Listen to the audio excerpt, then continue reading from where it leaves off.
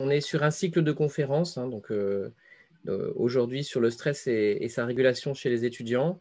On en aura d'autres encore à venir. Donc aujourd'hui, nous accueillons Sarah Le Vigourou. Je ne sais pas si tu fais attention. Voilà, je vous laisse la main. Alors, du coup, moi, pour me présenter, je suis maître de conférence à l'Université de Nîmes en psychologie. Alors, pour ceux qui seraient de la filière psychologie, moi, j'enseigne plus particulièrement la psychologie clinique du développement. Et il se trouve qu'à l'Université de Nîmes, je suis aussi maintenant chargée de mission santé et bien-être des étudiants. Et dans mes travaux de recherche, je m'intéresse particulièrement aux émotions et à la régulation émotionnelle. Et c'est vrai que depuis un an, le contexte fait que je me suis intéressée à, aux émotions chez les étudiants et leur régulation. Du coup, l'objectif d'aujourd'hui, c'est de vous présenter un petit peu certains travaux qui ont été réalisés, alors des travaux issus de la littérature, mais également des travaux qu'on a pu réaliser dans notre équipe de recherche. Et aussi de finir par des propositions de qu'est-ce qu'on peut faire pour aider les étudiants à gérer leur stress dans le quotidien. Alors, je vous propose que dans un premier temps, moi, j'aime bien toujours faire le lien avec la réalité. Les théories, c'est toujours très intéressant, mais il faut toujours les mettre en lien avec la réalité. Et dans le cadre d'un projet de dispositif d'aide à la gestion du stress, justement, on a interrogé des étudiants sur ce qui les rend stressés en lien avec leur vie étudiante. Et je vous propose du coup, dans un premier temps, de les écouter. Peut-être que ça fera écho sur ce que vous pouvez ressentir, vous, étudiants également. Alors, Le premier truc qui me vient tout de suite,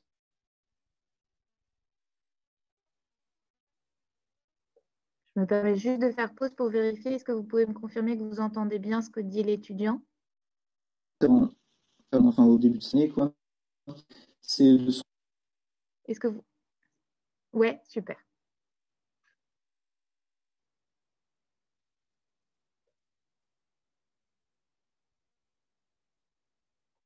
retrouver non plus dans une classe, mais de travail différentes, j'imagine. Les cours, c'est plus faut apprendre tel truc ou tel truc, c'est une prise de notes personnelle, faut avancer soi-même, faut se faire son propre truc pour être prêt, j'ai envie de dire, pour l'examen, sans savoir vraiment si on va être prêt, du coup, parce que j'imagine qu'il faut fournir en plus un travail personnel, on est beaucoup plus livré à nous-mêmes. De ce fait aussi, je pense qu'on a vite tendance à perdre le fil, à moins avoir la pression de ramener des bonnes notes. On a juste l'examen final, j'ai envie de dire, donc faut être sûr d'être prêt le jour J, d'avoir réussi à acquérir les bonnes compétences sans savoir vraiment, je pense, si on connaît les bonnes choses. Ensuite, le deuxième point, je dirais, c'est que pour certains, on change carrément d'environnement, c'est-à-dire que moi, je suis pas de Nîmes à la base, donc je commence la vie en appartement tout seul, donc je sais qu'il va falloir que on change complètement de routine, il va falloir que je fasse les courses, etc. Et surtout que je m'impose un rythme de travail, parce que là, je suis livré à moi-même, je sais qu'il faudra surtout pas que je perde le fil. Je sais pas trop comment ça va se passer. Donc, tout d'abord, je voudrais vous parler de mon anxiété par rapport à la sélection du TCC. Il n'y en avait que trois en France, du coup j'étais anxieuse à l'idée de me dire que je n'allais pas être prise. Et, euh, et voilà. Ensuite, donc, quand j'ai été sélectionnée à Nîmes, euh, j'ai été anxieuse à l'idée de rentrer dans une fac où je ne connaissais personne et d'aller aussi dans une ville que je ne connaissais pas. Bien passé, même si quelquefois j'ai rencontré quelques difficultés qui m'ont engendré du stress. Surtout en début d'année où mon emploi du temps changeait quasiment toutes les semaines. Les informations sur l'inté étaient manquantes et les profs eux-mêmes avaient du mal à nous transmettre certaines informations. À cause de cela, j'avais surtout peur de rater des cours essentiels, de me tromper de salle ou de groupe. De plus, n'habitant pas sur Nîmes même, les transports m'ont systématiquement tous les matins engendré du stress à cause de leur manque de ponctualité, qui ont fait que j'avais tous les jours peur d'arriver en retard en cours. C'est l'autonomie qui est demandée, c'est toutes les recherches.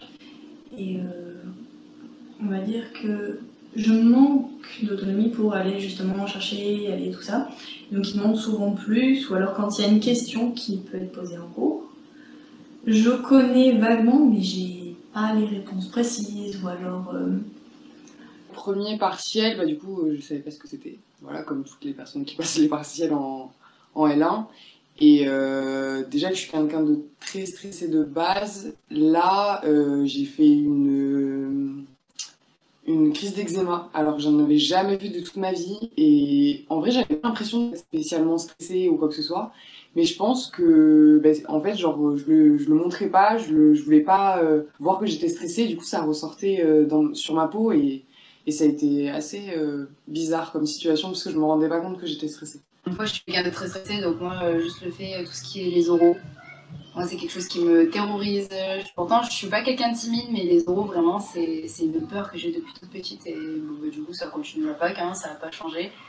Et que ce soit un oral juste avec un professeur, ou que ce soit face à la classe entière, un exposé, même un truc où je connais le sujet par cœur, je vais être tétanisée. J'arrive pas à réviser chez moi, c'est pas possible. Enfin, c'est un cadre intime, c'est un cadre perso, c'est un cadre chill, tu vois. Et du coup, je peux pas, j'ai vachement du mal à réviser. Surtout que moi, pour réviser, en temps normal, je vais beaucoup à la fac. Peut-être, mais ça reste dans le cadre scolaire et du coup, j'arrive mieux à réviser.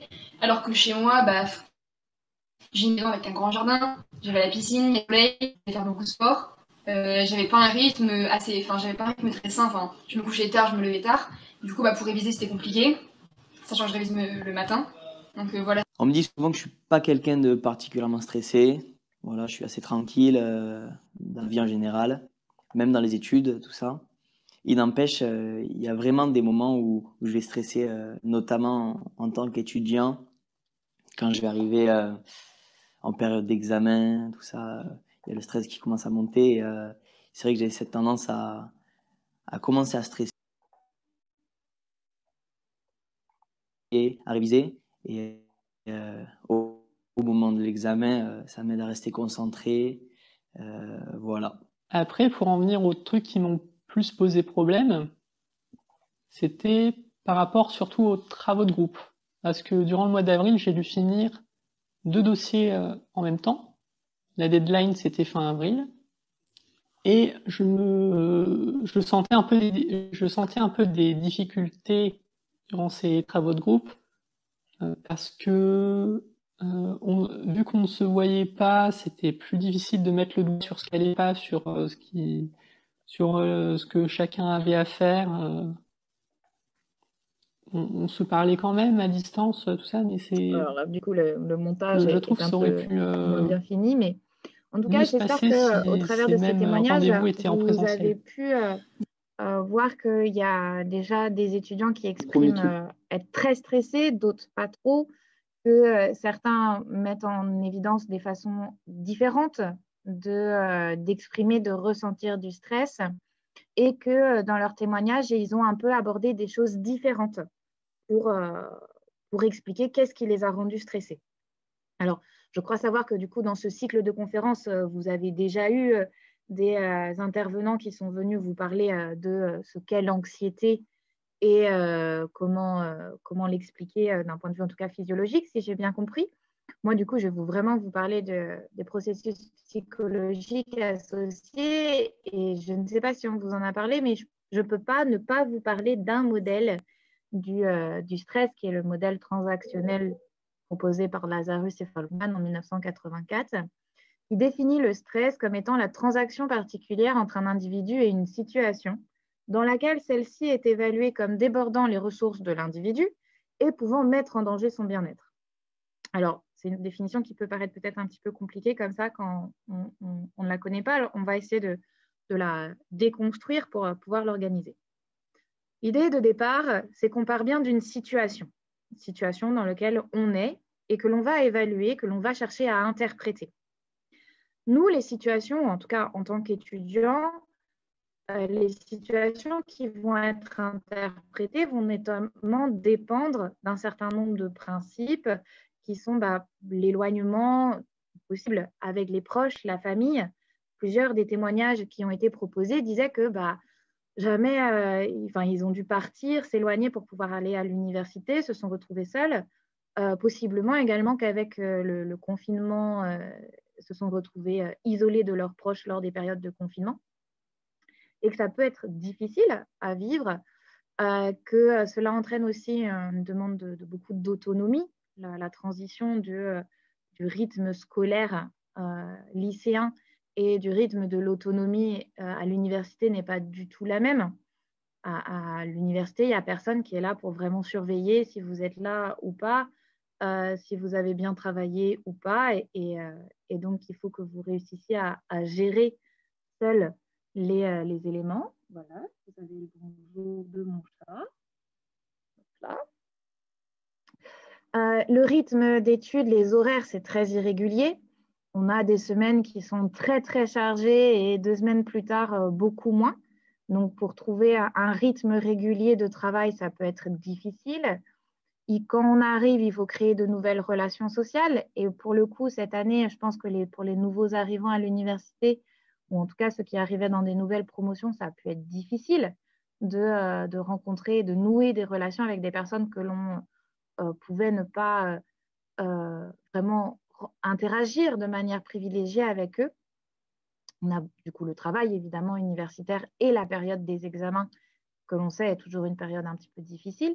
Et puis les enseignants, c'est vrai qu'il y a une pression qui est née parce que l'objectif c'est qu'à la fin les étudiants n'aient pas seulement un diplôme, mais qu'ils puissent avoir un métier. Donc on va pousser vraiment à pouvoir trouver des stages, nouer des contacts qui vont permettre cela. Et donc ça, ce sont toutes les situations, enfin peut-être pas toutes, c'est pas une liste exhaustive, mais c'est quand même une liste relativement importante de situations auxquelles doit faire face l'étudiant. Et il arrive que, par exemple, certains étudiants identifient ces situations comme étant menaçantes ou pas. Pour certains, par exemple, le fait de nouer de nouvelles relations, ce n'est pas menaçant du tout. Il n'y a pas d'enjeu particulier. Et donc, s'il n'y a pas d'enjeu, s'il n'y a pas de menace associée à cette situation, il ne va pas y avoir de stress. Les situations qui vont donc nous intéresser, ce sont celles qui vont être perçues par l'étudiant comme ayant un enjeu très fort, comme du coup dite menaçante, mais on peut reformuler avec l'idée d'un enjeu très important, et auquel cas il y a une deuxième évaluation qui va se mettre en place, qui est l'évaluation de la capacité de l'individu à y faire face. Est-ce que j'ai la capacité pour faire face à cette situation qui a un enjeu important pour moi? Est-ce que j'ai les capacités de pouvoir aller entrer en interaction avec des gens que je ne connais pas? Est-ce que j'ai les capacités à pouvoir me mettre au travail en autonomie? Et possiblement, on peut avoir des moments où oui, c'est le cas, et d'autres où ça ne l'est pas, et avec notamment des situations qui vont être interprétées comme menaçantes et avec faible de ressources, avec peu de ressources. Donc, par exemple, comment je vais faire pour pouvoir vivre seule? Et si je ne suis plus guidée dans mes activités, est-ce que je vais réussir à les mener à bien? Est-ce que je vais réussir à me faire de nouveaux amis dans la promotion? Comment faire pour rester proche malgré la distance? Et si j'échoue aux examens? Là, par exemple, je vois que pour les étudiants qui sont en licence 3, c'est la période qui va commencer les candidatures en master. Enfin, en tout cas, moi, je vois que mes étudiants, ça les inquiète beaucoup. Et est-ce que je vais trouver un travail au-delà de mes études? Et effectivement, si je commence à me poser toutes ces questions et que je me dis, oui, je vais réussir à me faire des nouveaux amis, je vais réussir à travailler. Je sais que si j'arrive à me concentrer de telle heure à telle heure, je vais le faire, je vais réussir à travailler. Alors, je n'ai pas de stress. Par contre, c'est dans le cas où, non, je perçois que je n'ai pas les capacités. Je suis timide, je n'aime pas parler à des gens que je ne connais pas, ça me rend anxieux. Je ne suis pas sûre d'avoir trouvé la bonne technique pour travailler. J'ai beau travailler, ça ne marche pas. Du coup, c'est que ça ne doit pas être la bonne technique. Je me sens seule par rapport à mes proches qui sont loin. Et c'est dans ces situations-là où les individus vont ressentir du stress. Donc, le stress, c'est quelque chose qui est tout à fait normal. Et à travers ce modèle, je le trouve particulièrement intéressant parce qu'on comprend que y a des situations qui vont être plus ou moins stressantes, par exemple les examens. c'est une situation qui est stressante, il y a un enjeu qui est très, très fort généralement, et qu'en même temps, il y a des situations qui sont, certaines peuvent être perçues comme menaçantes, mais pour d'autres individus, pas trop. Par exemple, un des étudiants qui témoignait dans la vidéo faisait état que lui, généralement, ça va, et puis que les examens, il est un peu stressé, mais que ça le pousse à travailler. Alors que pour d'autres, c'était clairement, ils perdaient leurs moyens et ça n'arrivait plus à trouver les réponses pour pouvoir le faire. Donc, on voit que par rapport à une même situation, tout le monde ne réagit pas de la même façon. Alors, on va essayer de comprendre quels sont ces facteurs, on va appeler du coup des facteurs de risque, qui vont expliquer que tel individu, tel étudiant est plus stressé qu'un autre, qu'il perçoit les choses de façon plus menaçante et avec moins de ressources. Alors, je profite avant de passer à la diapo suivante. Est-ce que pour l'instant, ça va? Si vous pouvez me mettre un petit oui dans le chat quand je vous pose la question, ça me permettra de savoir si... OK, très bien, je vous remercie. D'avoir des petites feedbacks. Toujours un petit peu la difficulté associée aux visioconférences où on parle à un ordinateur.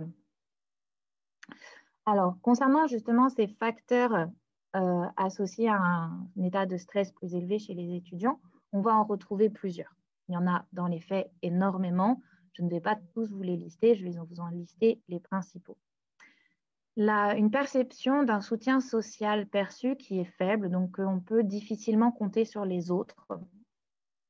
Ça, c'est un facteur de risque et on le comprend parce que du coup, ça veut dire que les personnes se perçoivent comme ayant moins de ressources de l'extérieur. Une faible satisfaction professionnelle, cette idée de pas pouvoir, ne pas se sentir satisfait d'un sentiment d'accomplissement par rapport aux actions étudiantes que l'on réalise. Une faible estime de soi, donc c'est la valeur que l'on s'attribue en tant qu'individu. Et des fois, on peut entendre des pensées comme non, mais de toute façon, je suis nulle, j'y arrive pas, ça, j'y arriverai jamais. Bon, ça renvoie à une estime de soi qui peut être fragilisée. On peut avoir, et là, c'est un peu contradictoire, mais un surengagement académique. Alors, surengagement académique, ça renvoie à l'idée d'effectivement hyper investir les études, mais pas seulement. Il y a cette idée également qu'on retrouve parfois des étudiants qui s'engagent beaucoup dans la vie universitaire au sens large, notamment dans des instances universitaires, dans des associations étudiantes. Et alors, c'est super de faire ça, mais c'est vrai que si on commence à s'éparpiller et à hyper investir plein d'autres domaines que celui même des études, c'est un facteur de risque à ressentir plus de stress. Pas forcément à échouer, mais en tout cas à en ressentir. Le risque de développer un burn-out scolaire également. Je ne sais pas si vous êtes familier avec cette notion. Je pense que vous avez entendu parler du burn-out professionnel. Sachez qu'il existe plusieurs formes de burn-out. Il y a le burn-out parental, il y a également le burn-out scolaire ou académique qui renvoie à cet état d'épuisement dans un domaine, et là qui est le domaine des études. Avoir une mauvaise qualité de sommeil, donc tout ce qui est relatif à l'hygiène de vie, et donc l'augmentation des conduites de dépendance, tabac, alcool, qui renvoient également à des facteurs de risque. Et dans ces témoignages, dans ce stress élevé qui peut apparaître, c'est normal qu'à certains moments, on soit stressé et qu'on soit anxieux. C'est tout à fait entendable et tout à fait normal. Et ce qui est moins normal, c'est quand cet état de stress, d'anxiété, il se maintient dans le temps.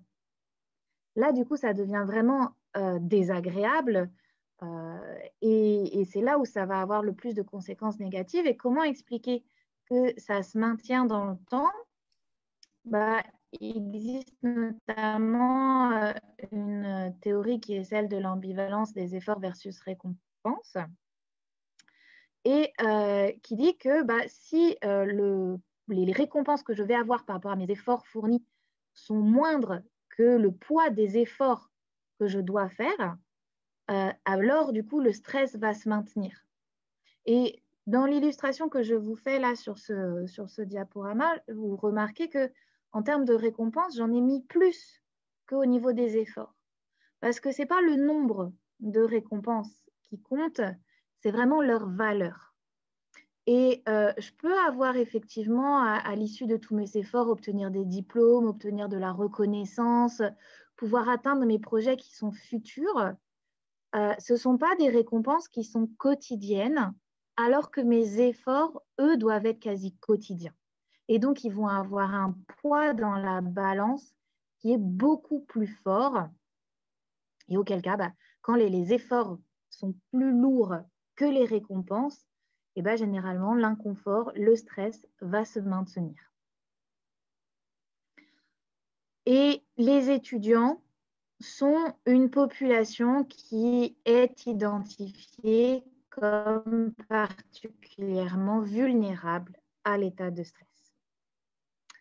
Il y a eu de nombreux travaux qui ont été réalisés chez la population étudiante.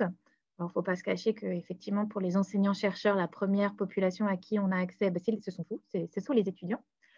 Et donc déjà, avant la crise sanitaire, on avait pu mettre ça en évidence, et notamment que comparativement à des personnes de même âge, mais qui ne sont pas étudiants, donc qui sont notamment professionnellement actifs sans études, les étudiants vont être plus stressés.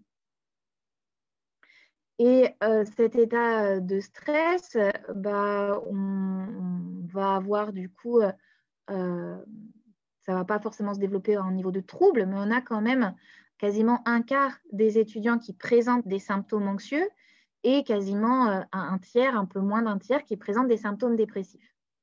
Par rapport à la prévalence de ces symptômes anxieux et dépressifs dans la population générale, c'est énorme.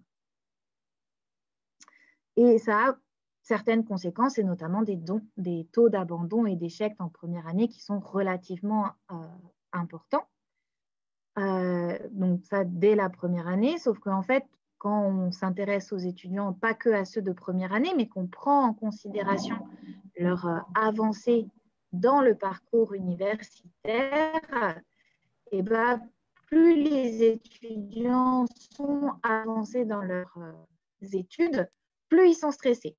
Et donc, ceux qui sont au plus loin des parcours universitaires, donc chez les étudiants qui sont en doctorat, je ne sais pas s'il y en a parmi vous, mais les doctorants sont les étudiants qui sont particulièrement stressés. Ils vont ressentir un ensemble de panels d'émotions négatives, mais particulièrement du stress, avec une plus forte prévalence chez les doctorantes par rapport aux doctorants. Plus ils sont jeunes également, en fonction de certaines filières également. Alors, je dois vous avouer que je ne me souviens plus quelles sont les filières qui étaient les plus touchées.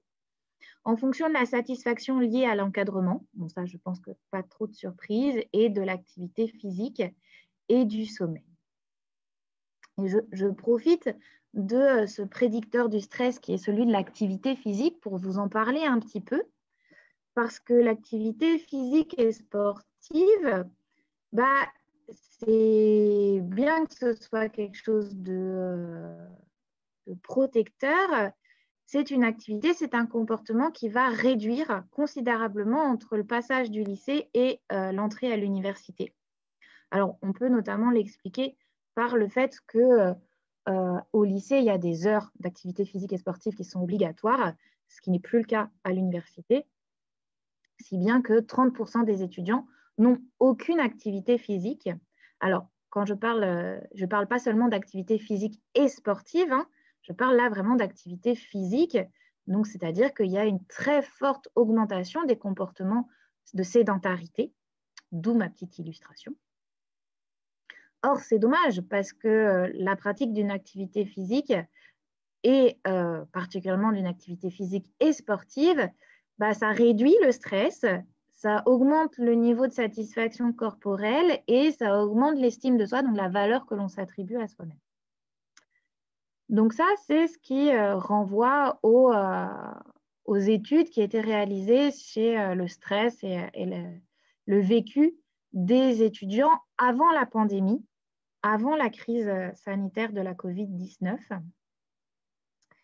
Et on a des travaux qui montrent que la crise sanitaire a eu des conséquences négatives sur l'ensemble de la population, mais les effets sont majorés, sont bien plus importants chez les populations qui étaient identifiées comme étant déjà vulnérables. Or, les étudiants étaient identifiés comme une population déjà vulnérable avant même l'apparition de la crise sanitaire. Alors, je vous rappelle un petit peu le contexte, je ne sais pas s'il y a vraiment nécessité, mais en fait, il y a quasiment 1 an à 2 jours près, les universités françaises ont fermé leurs portes et les enseignements ont dû basculer de façon assez drastique, sans transition, vers des modalités à distance, en passant notamment par des visioconférences, des cours en ligne, des enregistrements à télécharger, à écouter. Et c'est bien que malgré le fait que le déconfinement a été déclaré le 11 mai, les universités n'ont pas pu réouvrir leurs portes aux étudiants et les examens se sont globalement réalisés plutôt également à distance. Finalement, ce n'est qu'à partir de la rentrée de septembre de cette année où les universités ont de nouveau pu ouvrir leurs portes aux étudiants, mais là encore avec un certain contexte, parce qu'il fallait respecter évidemment les gestes barrières, donc du coup accueillir dans des salles plus grandes, sauf que les universités n'avaient pas forcément toujours les moyens de le faire. Et finalement, face à l'apparition de plus en plus de clusters dans des promos d'étudiants, certaines universités se sont retrouvées à devoir refermer. Et finalement, en octobre, en novembre, deuxième confinement avec une nouvelle fermeture des universités. Ce n'est finalement que depuis mi-février que l'on peut de nouveau accueillir des étudiants, et encore pas totalement, puisque les universités n'ont le droit d'accueillir que 20% des effectifs totaux et dans 50% des effectifs maximum dans les salles, donc ça réduit considérablement. Et en tout cas, moi j'ai pu l'observer chez mes étudiants, ni moi, a eu pas mal de conséquences négatives en termes de perte de motivation, rupture des liens sociaux, du coup, sur leurs apprentissages également. Alors, ça, c'est un ressenti avec mes collègues de l'Université de Nîmes. Nous avons réalisé une étude longitudinale dont je voudrais vous parler un petit peu plus. Donc, où on a interrogé donc, des étudiants de plusieurs universités franco-françaises, alors particulièrement l'Université de Nîmes, comme vous pourriez vous en douter, mais également l'Université de Strasbourg, l'Université de Lorraine, l'Université d'Angers, et on avait aussi Nantes et Lille, et Lyon, qui ont participé à nos recueils. On était assez contents parce que comme ça, on pouvait avoir des différentes régions qui étaient représentées, d'autant plus que la crise sanitaire n'avait pas la même incidence en fonction des régions. Et au temps 1, donc, qui a été réalisé sur la fin du premier confinement, on a pu recueillir les données de 1280, alors 17, j'ai fait une petite erreur, mais 1297 étudiants que nous avons recontactés lors du déconfinement à la fin des examens et début de l'été auprès de nous. Et il y a 373 étudiants qui ont répondu. Nous avons ressollicité les étudiants à la rentrée. Alors, la rentrée était un petit peu passée, mais une fois que les cours étaient bien réinstallés, donc à partir sur le mois d'octobre, petite faute dans mon graphique, et puis dans un 4e temps sur la période du 2e confinement.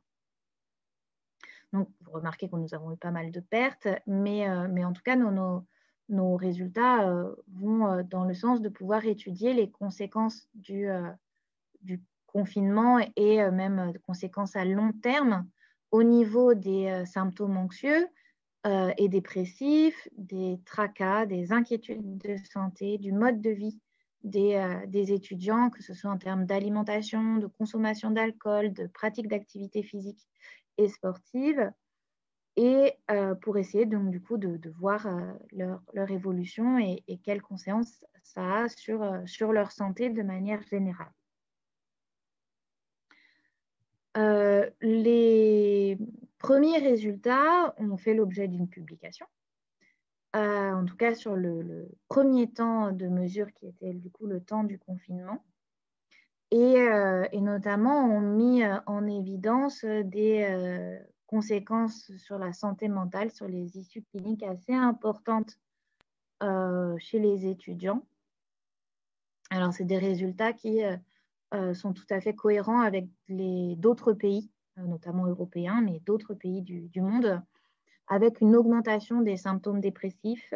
On passe de 30 à 42%, et une augmentation des symptômes anxieux, on passe de 24 à 33%. Donc, on a vraiment cette idée que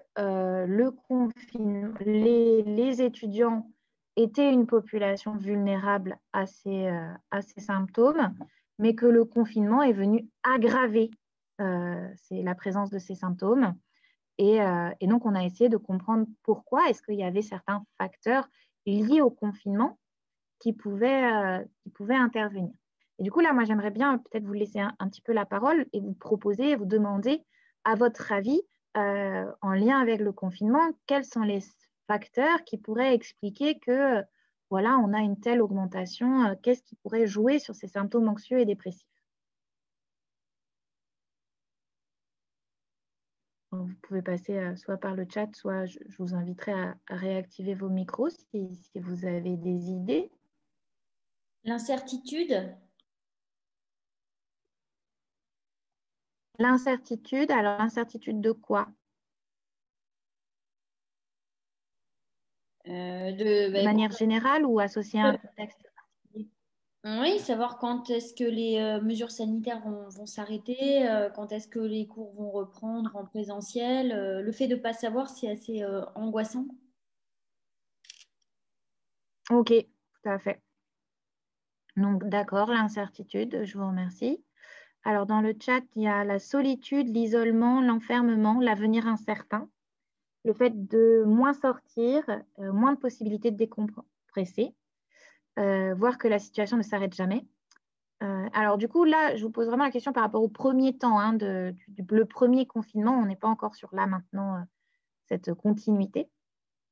Mais alors, effectivement, parmi ce que vous évoquez, il y a certaines choses. Je pense qu'il y en a peut-être d'autres. Est-ce que vous avez d'autres idées? Diminution du soutien perçu par la fac. OK.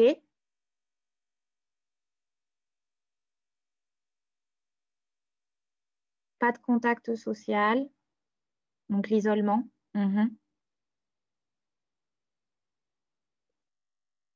Alors, il y a un certain nombre des facteurs que vous avez proposés que nous, on a interrogés.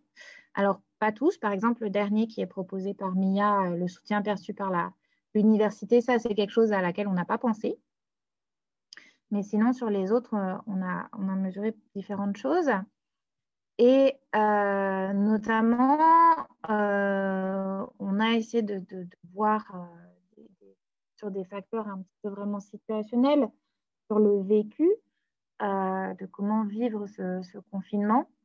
Et donc, on a notamment interrogé l'idée que ces étudiants peut-être pouvaient avoir des symptômes anxieux et dépressifs, comme on était face à une crise sanitaire liée à une pandémie mondiale, enfin une pandémie, peut-être la présence de symptômes que l'étudiant pouvait avoir lui ou qu'il avait pu, ou que ses proches pouvaient avoir. Et en fait, non, ça c'est un facteur qui n'explique pas l'anxiété, les symptômes anxieux ou dépressifs chez les étudiants. Alors, on a investigué également le type de logement parce qu'on a une bonne partie de nos étudiants qui se sont retrouvés chez eux, dans leur logement personnel, mais aussi une bonne partie qui est retournée vivre chez leurs parents. Donc, est-ce qu'en fonction de s'ils habitaient dans le logement parental ou dans leur propre logement, il y avait une différence? Là non plus, nos résultats mettent en évidence qu'il n'y a pas de différence. Alors, on a questionné la taille du logement parce que, par exemple, il y a eu pas mal de témoignages dans les médias, dans les journaux télévisés, qui faisaient état d'étudiants qui se retrouvaient dans leur chambre étudiante à 9 mètres carrés. Finalement, même pas, quasiment pas besoin de se lever pour sortir du lit. Je dors, je travaille, je mange sur mon lit. Effectivement, là, il y a une légère différence. Les étudiants qui avaient un logement plus grand avaient un petit peu moins de symptômes anxieux et dépressifs, mais sincèrement, l'effet était très, très faible et ne permettait pas vraiment d'expliquer ces différences-là. Dans ce que vous avez proposé aussi en possibilité, vous aviez le fait de sortir. Alors effectivement, nous, parmi les 1297 étudiants qu'on a interrogés, on en a plus de 500 qui ne sont absolument pas du tout sortis pendant le confinement. Et pour le coup, ça, c'est un facteur de vulnérabilité. Ils avaient des symptômes anxieux et dépressifs un petit peu plus élevés que ceux qui avaient eu l'occasion de sortir, même si c'était qu'une ou deux fois pour aller faire des courses, par exemple. Ça a fait, c'était protecteur le fait de sortir un petit peu. On s'est aussi posé la question du fait d'avoir une activité professionnelle. Ça, vous m'en avez pas parlé, mais moi, j'ai vu dans les étudiants que j'avais lors du premier confinement, un certain nombre d'entre eux devoir travailler, et même avec leurs heures qui ont été augmentées, et donc dans un contexte qui était difficile. Et là, pour autant, non plus, ça n'explique pas de différence. C'est posé la question également de la région, de la localisation où on se situait, puisque à cette époque-là, les régions qui étaient particulièrement touchées, c'était l'Est et le Nord. Et là, non plus, pas de différence en fonction des universités où étaient les étudiants. Et enfin, on s'attendait à trouver un effet en fonction de l'année d'études, puisque les travaux, et notamment ce que je vous ai présenté au préalable, met en évidence que plus on avance, plus on est stressé. Donc là, on s'est dit que ceux qui avaient, notamment sur les années de licence 3 ou master, enfin les années diplômantes, entre guillemets, pourraient potentiellement être plus stressés. Et bien là encore, pas de différence. Donc finalement, sur tous ces facteurs situationnels là, qui sont propres à la situation, ils n'ont pas, voire quasiment pas, d'effet sur les symptômes anxieux et dépressifs que présentaient les étudiants lors du premier confinement. Et donc, si ces facteurs, en dehors de l'aspect confinement, n'ont pas d'effet, c'est qu'il doit y avoir d'autres facteurs qui expliquent que les niveaux d'anxiété ont augmenté, et notamment des facteurs qui sont propres à la personne, et notamment ces évaluations par la menace. Donc, nous, on a essayé d'aller même un petit peu plus loin avec l'idée d'évaluer au cours du temps. Donc, c'est pour ça que je vous ai présenté les 4 temps de mesures que l'on a pu avoir. Donc, je vous ai mis le petit rappel en bas. On a posé aussi les questions au-delà des symptômes anxieux et dépressifs que vous avez le graphique sur la droite, mais l'inquiétude. Juste à quel point les étudiants, sur une échelle de 0 à 100, pouvaient être inquiets pour leur santé personnelle ou pour la santé de leurs proches. Globalement, les étudiants sont plus anxieux pour les proches que pour eux-mêmes. Ça, c'est quelque chose qui se retrouve assez facilement. Et on observe la réduction au moment de l'été. Quand il est arrivé, là, ça allait mieux. Et finalement, quand on a vu que la situation perturbait, que le nombre de cas ne diminue pas, voire qu'il réaugmentait, ces inquiétudes ont commencé ont remonté et se sont stabilisées. Au niveau des symptomatologies anxieuses et dépressives, moi, je trouve ces résultats assez intéressants. Donc, vous avez les symptômes anxieux en bleu et les symptômes dépressifs en orange. Vous avez le temps 1 et le temps 4 qui correspondent aux 2 périodes de confinement. Globalement, là, je vois que sur les périodes de confinement, les symptômes anxieux et dépressifs des étudiants étaient particulièrement élevés. Mais même pour l'anxiété, finalement, je vois que dès le temps 3, donc dès la reprise des cours, alors même qu'on est dans le contexte universitaire, mais sans le confinement, les symptômes anxieux avaient déjà commencé à réaugmenter et à être présents. Donc là, on voit qu'au niveau des symptômes dépressifs, possiblement les confinements n'auront pas de conséquences à long terme. Par contre, au niveau de l'anxiété, il est fort probable que oui, d'autant plus que ça augmente encore, que c'est encore plus haut au deuxième confinement que au premier. Donc, ce que l'on peut faire, c'est se dire, bon, ok, les étudiants, en tout cas une bonne partie d'entre eux, alors pas tous, heureusement, hein, il y a des étudiants qui vont bien, c'est une très bonne nouvelle, mais il y en a quand même une partie, et une partie relativement importante, qui présente une certaine forme de détresse psychologique. Et notre objectif, c'est, ok, mais alors on va essayer de comprendre pourquoi, pour pouvoir les aider. En tout cas, moi, c'est mon objectif. On va du coup essayer d'étudier l'évolution de leur comportement avec l'évolution, et notamment, par exemple, l'activité physique et sportive, puisqu'on a vu que c'est quelque chose qui favorise une bonne estime de soi, une bonne image corporelle, qui réduit le stress. Alors effectivement, pendant le premier confinement, le niveau total d'activité physique, alors qui est, je ne sais pas si vous voyez ma souris, j'espère que oui, mais qui est du coup ici, ah zut, hop, qui est ici en orange, est particulièrement élevé. Donc là, l'axe désordonné, c'est le nombre d'heures par semaine que les étudiants passaient à avoir une activité physique. Et là, on voit que globalement, elle est plutôt élevé, et ça s'explique notamment par le fait qu'il y a un haut niveau d'activité ménagère qui a été réalisé. Pendant le premier confinement, les étudiants se sont activés, ils ont fait du sport, ils ne sont pas restés sédentaires. Super bonne chose, sauf que on voit que ça ne les a pas aidés puisqu'ils ont eu des symptômes anxieux et dépressifs, et on voit que ça ne dure pas, parce que globalement, sur les 9 mois qui s'écoulent, la tendance est à la réduction de cette activité physique. Donc, faire du sport, ça n'a pas aidé. Alors, pourquoi ça n'a pas aidé? Possiblement pour plusieurs raisons. La première, c'est que le sport, au-delà des aspects physiques et physiologiques que cela permet, il y a aussi un aspect social dans le sport et que l'on n'a pas pu avoir puisque les règles sanitaires, les gestes barrières font qu'en termes de proximité sociale, on est considérablement restreint.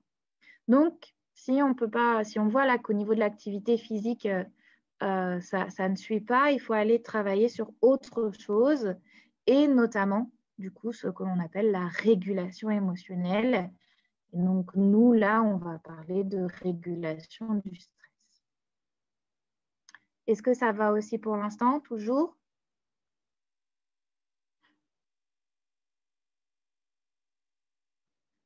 Ok, je vous remercie.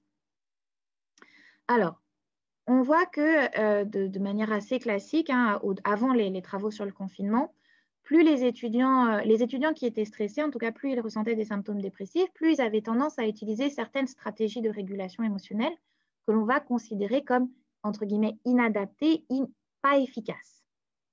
Et notamment la dévalorisation et l'évitement. Donc l'évitement, c'est l'idée que je vais chercher à ne pas me confronter au problème et plutôt à aller chercher des choses plaisantes ailleurs. Donc ça, c'est des différentes choses. Et également, ils font moins attention au moment présent. Donc là, c'est en lien avec tous les courants des travaux sur la pleine conscience. Je suppose que vous en avez dû quand même en entendre parler parce qu'on en parle beaucoup dans les médias. Et ça, c'est un résultat qui va se retrouver même pendant du coup la période de confinement.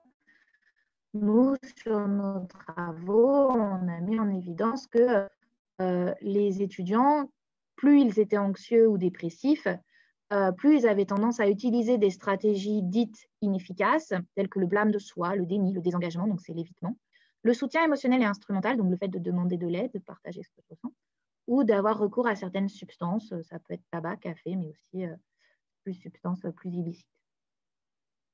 Et inversement, les stratégies qui sont identifiées comme étant efficaces, telles que la réinterprétation positive, donc c'est le fait de chercher à modifier ce que je ressens, à modifier ce que je pense pour ressentir, pour voir les choses de manière plus positive, l'acceptation, l'humour, la planification ou le coping actif, donc le fait de planifier, de s'organiser pour faire quelque chose, ils avaient tendance à moins utiliser ces stratégies-là. Donc ça, c'est assez courant d'observer que une plus forte anxiété est généralement associée à une régulation qui est inadaptée, qui est inefficace. Pourtant, là où ça nous a étonnés, c'est sur les résultats suivants avec l'évolution au cours du temps.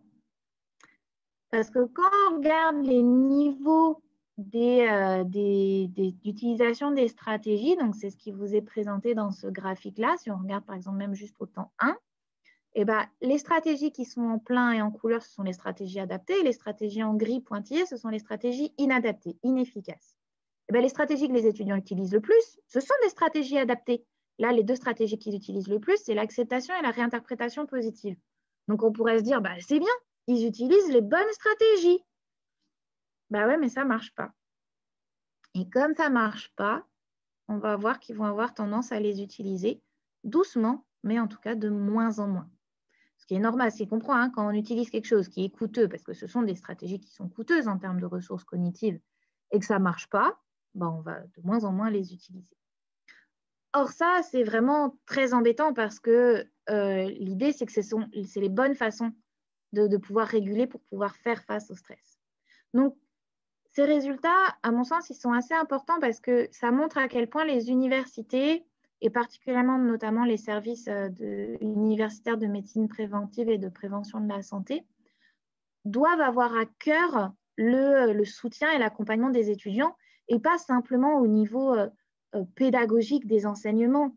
Alors, je ne dis pas que ce n'est pas qu'ils ne l'ont pas voulu, au contraire, moi je pense que les enseignants, les équipes administratives des universités ont dû faire beaucoup d'efforts pour pouvoir adapter leur contenu et pouvoir maintenir une continuité pédagogique. Mais maintenant qu'on voit que malheureusement ça perdure, il faut pouvoir prévoir et aller au-delà et proposer beaucoup de choses aux étudiants, que ceux-ci s'en saisissent pour les aider, puisqu'on voit que clairement, ça ne va pas bien.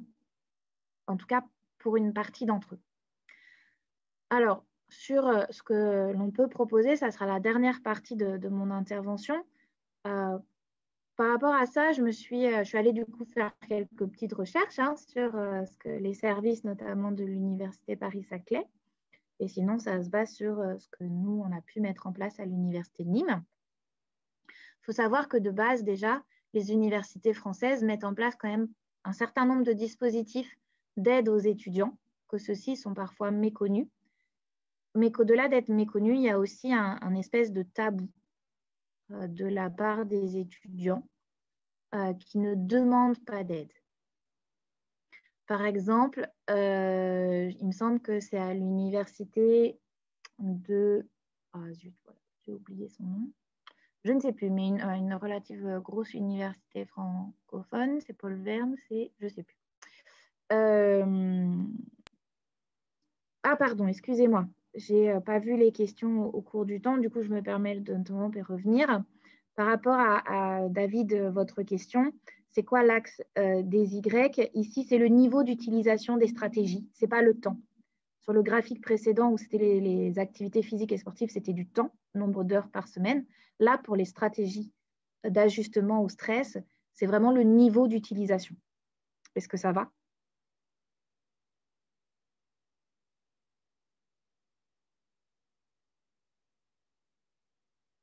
Je l'ai perdu.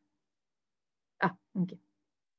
Niveau, c'est par exemple l'acceptation sur une échelle de 1 à 5, ou ici en tout cas, non, là c'était de 1 à 4.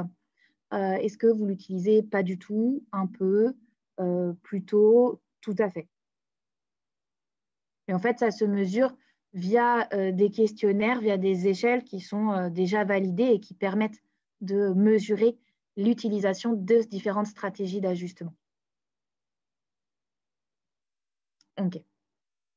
Alors du coup, je reviens ici et donc, par exemple, sur les étudiants qui manifestent de la détresse, on n'a même pas 20% d'entre eux qui ressentent de la détresse, qui auraient besoin de consulter un professionnel, et pourtant, il n'y a que 20% qui y vont. Donc, il y a 80% qui auraient besoin d'aller voir un professionnel et qui n'y va pas, notamment parce qu'ils n'osent pas. Et ça, c'est vraiment dommage. Ou alors parce qu'ils ont la pensée que oui, mais il y a pire. C'est vrai, il y a toujours pire que soi. Mais ce n'est pas parce qu'il y a pire que les difficultés qui sont ressenties ne peuvent pas être aidées et qu'on ne peut pas offrir quand même de l'aide, même si c'est des toutes petites difficultés. En fait, je pense qu'il ne faut vraiment pas rester seul face à ces difficultés. On est dans un contexte sanitaire qui isole énormément, qui restreint considérablement les interactions sociales et qui, du coup, nécessite pour nous, du coup, vraiment en tant qu'humain, là, je parle pas que les étudiants, mais de faire plus d'efforts dans ces interactions, ce qui est plus coûteux, ce qui n'est pas évident, hein, je ne dis absolument pas que ce soit facile. Or, il ne faut vraiment pas avoir de honte à reconnaître que des fois, on peut avoir besoin d'un petit peu d'aide et qu'on peut le faire et qu'il n'y a pas de... Je ne me sens pas légitime de demander de l'aide. En fait, il n'y a pas de légitimité par rapport au fait d'avoir de l'aide ou pas. Hein. C'est... on demande et puis voilà. Donc, sur ces aides que l'on peut demander, je pense que le premier service universitaire, c'est notamment le service de médecine préventive et de promotion de la santé. Donc, à Paris-Saclay, vous en avez un qui est composé de médecins généralistes, infirmiers, psychologues, médecins spécialistes du sport, une diététicienne, un tabacologue. Et du coup, ce sont des consultations qui sont gratuites pour les étudiants. Vraiment, il faut pouvoir s'en saisir. Alors, pour les étudiants qui sont là, si jamais vous ne saviez pas l'information, je vous ai mis l'adresse mail et le numéro de téléphone trouvé sur Internet. Si jamais vous n'osez pas consulter au niveau de l'université, pour quelque raison que ce soit, il y a d'autres dispositifs d'aide qui peuvent vous être proposés. Là, le gouvernement a notamment mis en place un service qui s'appelle Check. Il faut quand même passer par le SUMS parce que c'est le médecin coordinateur du SUMS qui va donner l'autorisation. Il y a des conventions qui sont établies avec des psychologues dans les villes où vous êtes et qui vont être payées par l'université et finalement par le gouvernement pour que vous puissiez réaliser 3 séances de consultation qui 3 séances peuvent être renouvelées sur ordonnance du médecin.